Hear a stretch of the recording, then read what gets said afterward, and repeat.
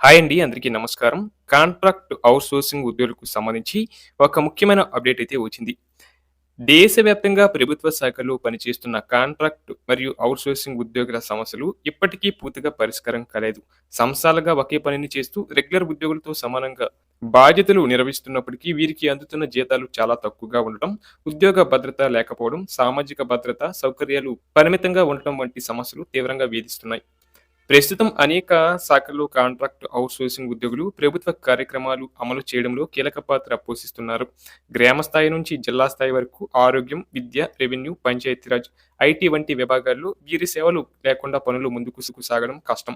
అయినప్పటికీ వీరికి నెలకు ఇచ్చే జీతాలు చాలా చోట్ల కనీస జీవనానికి కూడా సరిపోని స్థాయిలోనే ఉన్నాయి.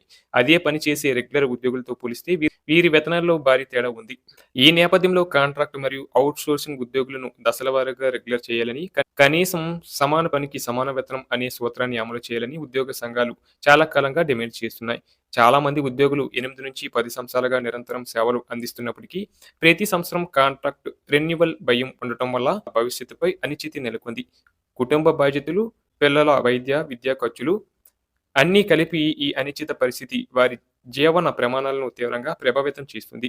అలాగే రెగ్యులరైజేషన్‌తో పాటు జీతాల పెంపు కూడా అత్యంత అవసరంగా మారింది. కనీస వేతనాల చట్టం ప్రకారం ఇవ్వాల్సిన జీతాలు కూడా చాలా చోట్ల పూర్తిగా అమలు కావడం లేదు. అందువల్ల కనీస జీవన వ్యయాలను దృష్టిలో పెట్టుకొని జీతాలను పెంచాలని, డిఏ వంటి అలవెన్స్‌లు కూడా వర్తింప చేయాలని ఉద్యోగులు కోరుచున్నారు.